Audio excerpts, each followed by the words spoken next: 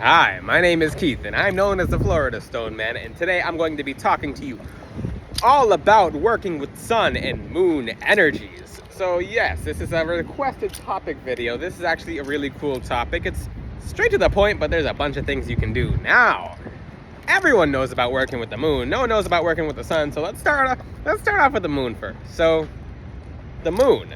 What is the moon? It's a giant piece of cheese that just hangs floating in the sky. I'm kidding. The moon is a very strong feminine energy. Just ignore the Armageddon going on in the background. It's only Fort Lauderdale.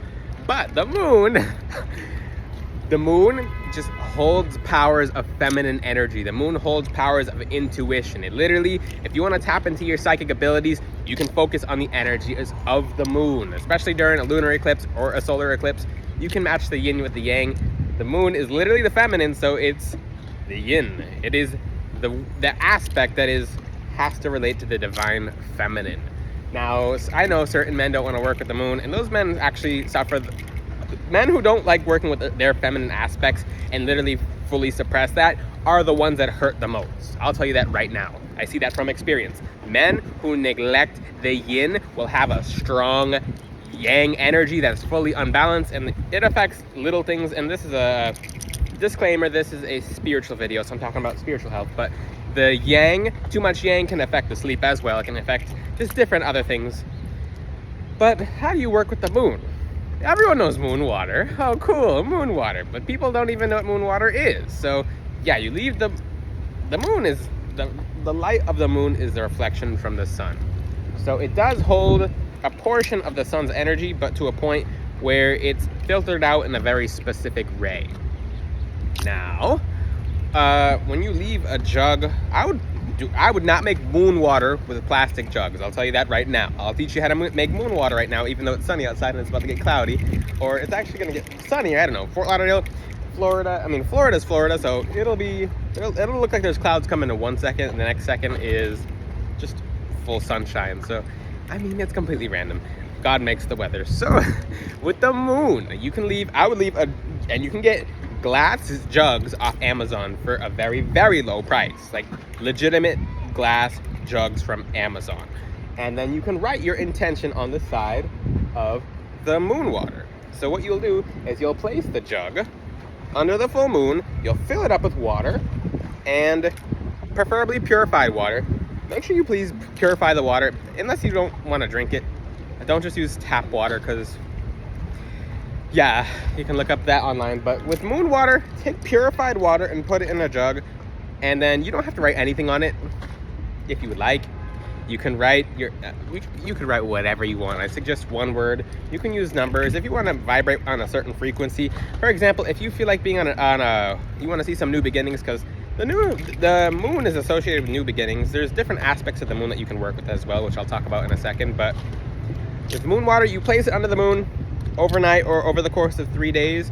The energy of the moon will be contained in the water. You can use that however you would like. I see people use it in every different way. You can even drink it, because you'll consume the energies of the moon, and you'll have heightened intuition. You'll have heightened psychic abilities. You'll have more dreams. Your astral work will be a lot more fluid. You can bathe in moon water. It's very easy to use moon water. You can take a pen. There's actually things you can get on Amazon as well. You can just write different sigils on moon water. You can write a cross, whatever you would like.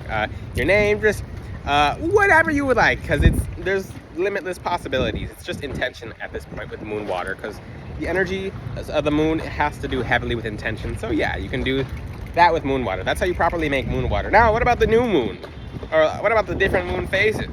So when it comes to the moon, and there's no moon in the sky, and it's becoming the new moon, what happens is that's actually the best time to discover some secrets about yourself. It's a very good time to reveal into the subconscious. You can actually out the most liars using obsidian around this time. So you can work with obsidian and a stone like larvakite, which is heavily associated with the dark moon or the new moon, and you'll actually catch a bunch of people you'll catch a bunch of people lying. You'll catch just liars. You'll just pull people out of places that they've been kind of hiding in, because you're in the subconscious, you're in the dark. So you can see in the dark, if that makes sense. Like, try to use the best I can to talk about that analogy, but literally when it comes to working with the moon, it's really easy. just the new moon, and as the moon gets bigger, as it waxes, as they call it, you could anything you're doing, because it's very free, it's very fluid. I would like you guys to do stuff that is more relating to what, like, just don't follow what everyone says online. Just do something that's personal to you when it comes to the moon. That's the energy of the moon. That's what it's all about. You want something that's nice and personal to you. So the energies of the moon, as the moon waxes and it gets bigger, you can do things to, like, set goals. You can, especially around the new moon, you can set goals. You can just work with the cycle of the moon. With just as it's getting bigger, so are your plans, so are your new goals, so your new aspirations. The moon, it's heavily associated with new beginnings. You can literally, it feels like walking with the wind going in the direction. If you're working with the moon and it's waning, which means getting smaller, it doesn't, like, are you like, okay, what if I'm trying to make goals and it's the new moon? What if it's the waxing moon? What if it's the waning moon and the moon's getting smaller? I can't make goals? No, that's not true at all.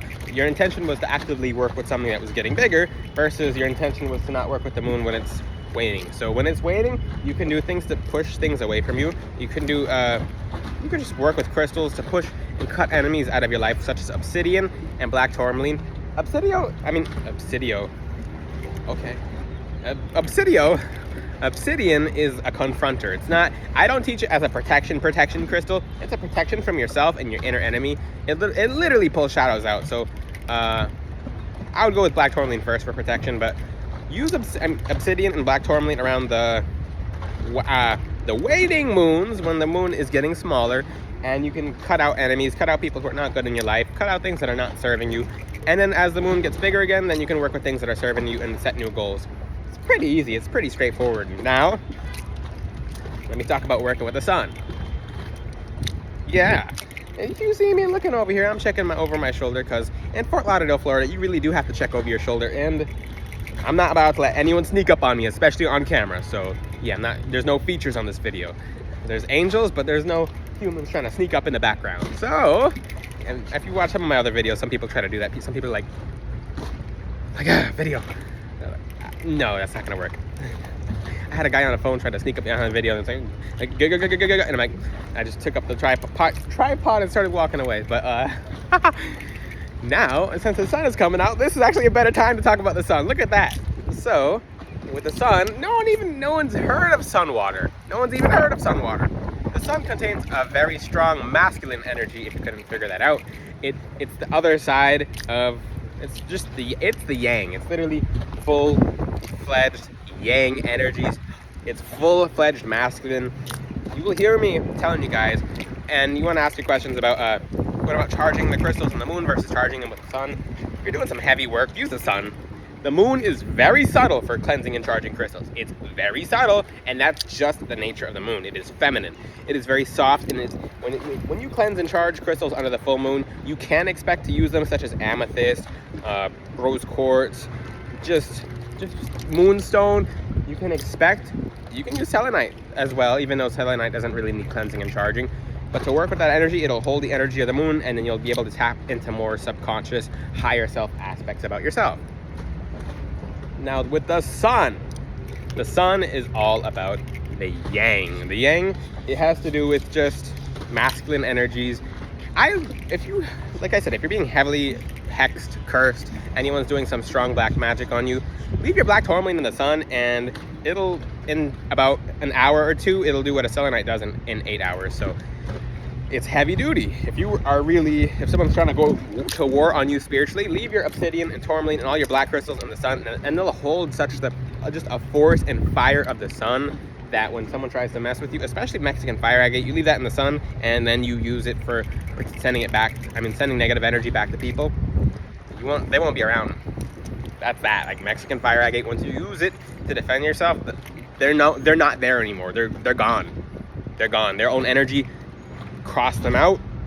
They learn very quickly, and they don't try negative energy again. It's 100% chance that it happens. Like 100% of whatever they send cannot bypass Mexican fire agate. It goes straight back to them, and it literally keeps going back to them, kind of like a snake that keeps biting until the prey stops moving, I guess. But it's just a stone to teach people how to defend themselves, and teach the other party who is sending the curses to not send curses. That's fair, right? If you weren't doing bad, then bad would have not come back to you. Now, this is Mexican fire agate is a heavy sun element crystal as well. You can work with a crystal such as sunstone. You can wear sunstone in the sun and actually amplifies the power of the sun for benefiting your aura. So yeah, if you're in the moonlight, if you're in the sunlight, it does purify your aura. Pretty cool, right? There's a lot they don't teach you online, but you want to make sun water do the same thing with moon water, except for sun water. And actually, sun water is on a physical spectrum. This is not this, you can find this online. This is very scientific, but anything, if you take a glass jug and fill it with water and it's not been cleaned, the sun does have power to clean the water, spiritually and physically, which is pretty cool. Like I said, disclaimer, I'm not a medical doctor and I'm not a medical professional, so I'm not going to be teaching physical information on a video like that, or scientific information. That's just online. You can find it online. It's pretty cool though. It's noteworthy. So you can drink your sun water, yeah. Just make sure you purify it first. I would not try to not purify it and then drink it.